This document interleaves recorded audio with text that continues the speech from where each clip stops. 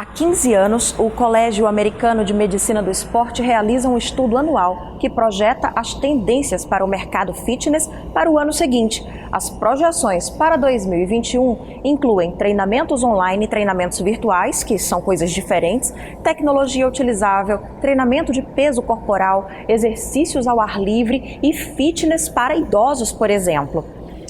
Dalva, é interessante destacar que essas foram áreas que tiveram as maiores pontuações entre os profissionais que participaram da pesquisa. Mas há outras tendências citadas que também chamam a atenção, como o coach de bem-estar, os aplicativos de exercícios, treinos funcionais e também a prática de yoga. Voltamos a conversar aqui com nossos convidados. Denise, essas tendências todas e essa chegada também dos grandes redes de academia, como é que os negócios estão se adaptando a tudo isso? As grandes redes de academia, elas já chegaram no Brasil já tem bastante tempo, né? Em São Luís, especificamente, que ela chegou recente. Mas existe já esse mercado bem amplo, Rio, São Paulo, Minas, esse eixo já tem. Realmente elas trouxeram um novo modelo, que é o modelo low carb, uma coisa muito mais low cost, de rapidez, velocidade nas atividades e com uma prática onde diminui esse contato coletivo do professor com o aluno. Isso é um modelo de negócio que para muitas pessoas dá certo. É o fast fish, né? Tem um fast food, tem um fast fish. Nós temos hoje pesquisas onde mostram que tem um grupo que predomina, vamos dizer assim, nessas academias. Um perfil específico, um perfil.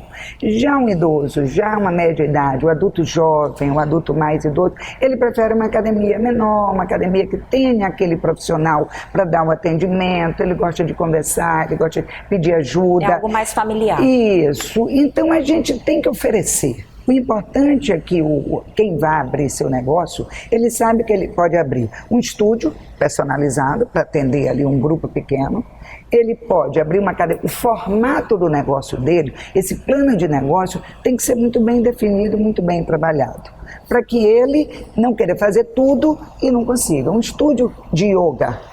Yoga hoje é uma prática muito procurada nesse momento da pandemia, mas é um outro modelo de negócio, como o Pilates. Então existem vários nichos que aparentemente são competidores entre si, mas acabam sendo complementares porque pegam nichos diferentes. Hoje nós temos uma tendência no mercado que é as chamadas boutiques de práticas. Dentro de uma grande academia, né, você oferece essas práticas. Então, eles chamam até boutique, é um nome novo no mercado, até para a gente aprender. Então, é o de Pilates, é yoga, é o treinamento funcional, é o funcional adaptado, como eles chamam mesmo, de grande intensidade para grandes atletas, alta performance. E cada espaço desse atende a essa clientela específica, dentro de uma grande academia. São os centros fitness. E isso também chegou à nutrologia, doutor Danilo?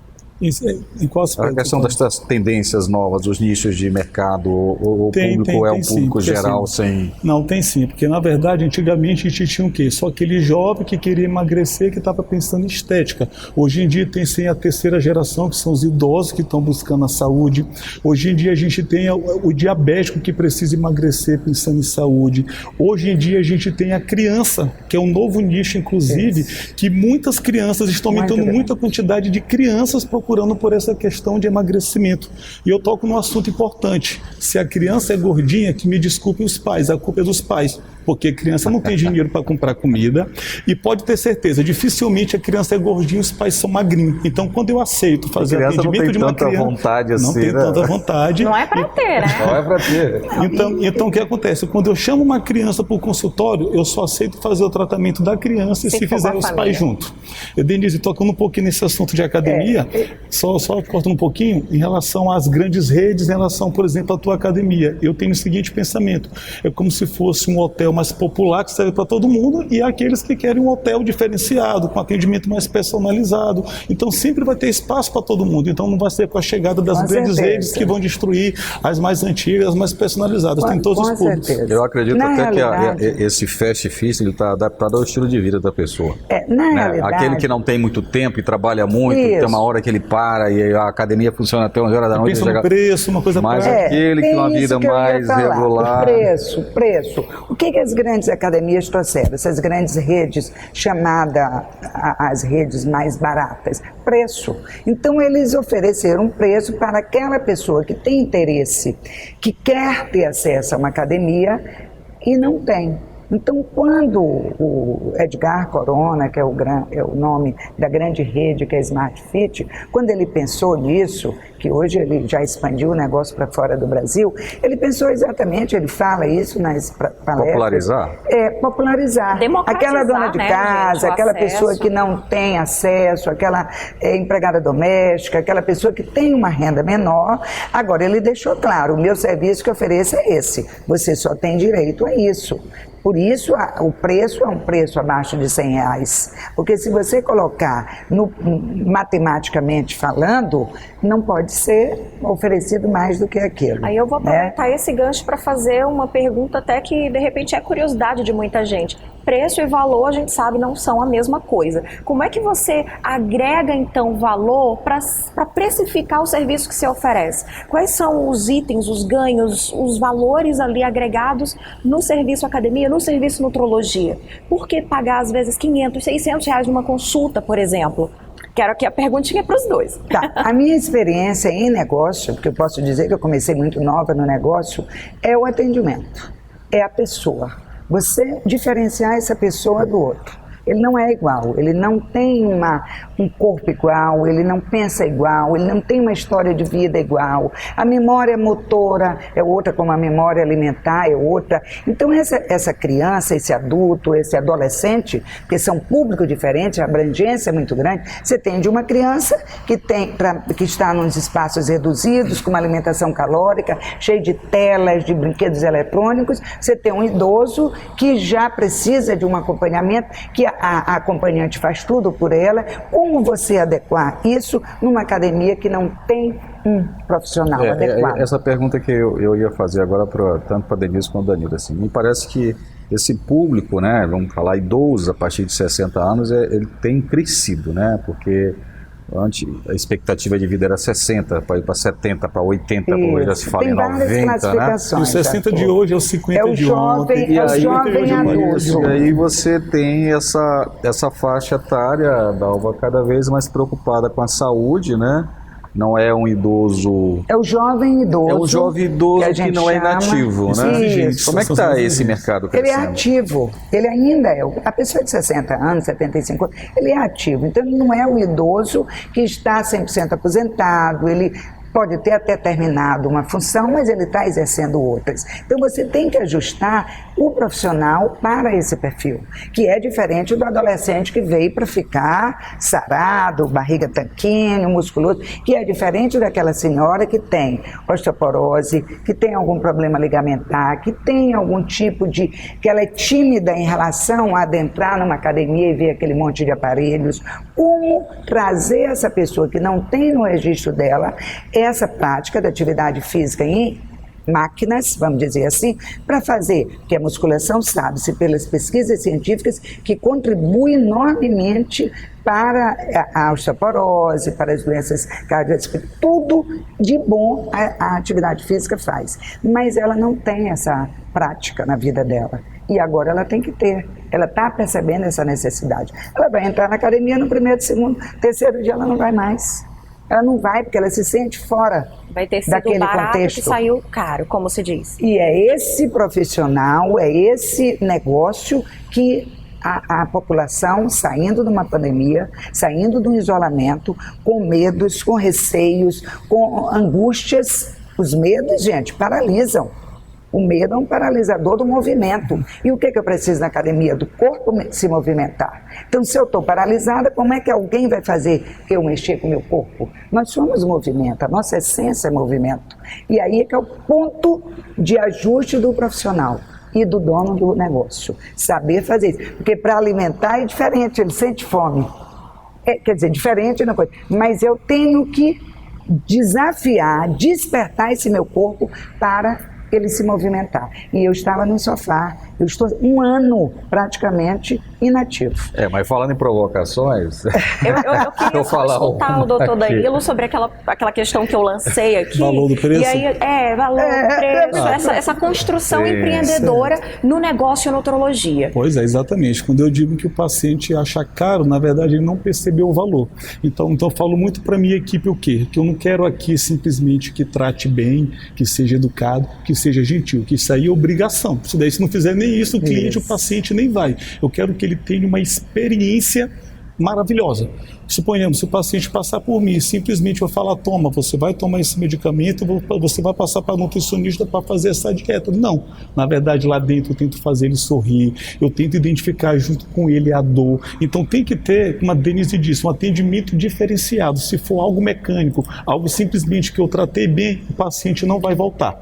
E puxando um pouquinho para esse lado desse novo público, é um novo público o quê? Antigamente, as pessoas nessa faixa de idade, 60 anos, já eram diabéticas, hipertensas, já tinham osteoporose. Então esse novo público que está crescendo muito, é como eu falei ainda agora, aquela pessoa de 60 anos que aparenta ter 50, que já tem um histórico familiar dos irmãos, dos pais diabéticos, hipertensos, que querem fazer atividade física. E eu falo muito para os meus pacientes, doutor, agora eu estou fazendo a dieta e eu estou perdendo peso. E quando eu chegar no meu peso ideal, qual é o segredo para mim nunca mais engordar? Aí eu digo, o grande segredo é a atividade física, principalmente atividade de força para aumentar a massa muscular, que é a única maneira que existe de acelerar o metabolismo. Porque o que vai acontecer? Se a pessoa não fizer atividade física, ela vai ter que fazer um esforço cada vez mais de comer pouco para não engordar. Então, no máximo, ela segura um ano. Esse é o grande segredo das pessoas, atingir o peso e tornar a engordar. Eu digo, mas essa provocação que eu ia fazer, doutor, assim, o que é mais difícil? É ter essa disciplina alimentar ou ter a disciplina da atividade física? Olha, eu sempre brinco com quem nunca fez atividade física. Eu tenho umas amigas, a gente passa assim 20 anos sem ver, e aí elas estão lá fazendo as lipo, fazendo as massagens, né? Eu sempre brinco com elas. Denise, eu tenho preguiça para você mesma, que está me escutando. Eu tenho preguiça, eu não gosto de academia, eu começo e paro, essa história que a gente já conhece. Eu brinco com elas assim, um dia você vai chegar lá, porque você vai sentir dores e você precisa fortalecer sua articulação. Então, como que você vai ficar sentado aqui sem dor se você não tem essa musculatura fortalecida de manutenção? Como que você vai conseguir movimentar seu braço para trabalhar tudo se você não tem seus músculos fortalecidos para lhe sustentar? Então, esse momento vai chegar. E essas pessoas que ainda estão adiando esse projeto, Arthur, vai entender que ela precisa ter um contrato, que eu digo, com ela mesma. Eu sempre brinco que se ela conseguir manter 3 meses, faça sol, faça chuva, faça um contrato com você. Nesses 3 meses você não para. Escolha uma atividade física entre as 17, lá nós temos de crossfit e arena, a futevôlei, natação, tudo, hidroginástica. Escolha uma que você mais se identifique. Se você gosta de uma atividade, você é mais zen, você vai para uma yoga, vai fazer um pilates, se você é mais acelerada, mais isso, e se identifica. Se gosta de água, tente, aí já é meio caminho resolvido. Você identificou a atividade que você gosta. Você decidiu que naqueles 3 meses você não vai faltar. Você é um contrato com você. Porque vai fazer o contrato com a academia, vai pagar e não vai. Perde o dinheiro e se frustra. O pior é a frustração de ter tentado. E daí você encontra essa atividade, o profissional tem que estar junto, que é a outra motivação, para fazer a manutenção dessa pessoa com a motivação, com um programa que traga a ela essas sensações boas, porque a atividade física tem esse poder de trazer boas sensações. E essa memória motora vai voltando, vai sendo ativada. Até ela conseguir criar. Eu até falo que o mais difícil, 100% de certeza, é a atividade física. O tanto de paciente que chega para mim, doutor, eu perdi esse peso sem fazer uma atividade. Sem fazer uma atividade. Aí eu começo a falar, gente, atividade física no primeiro momento é igual remédio. O hipertenso gosta de tomar remédio, não. Atividade física você pode não gostar, mas você vai gostar do resultado. 95% dos pacientes que chegam, eu anoto, dizem que odeiam academia.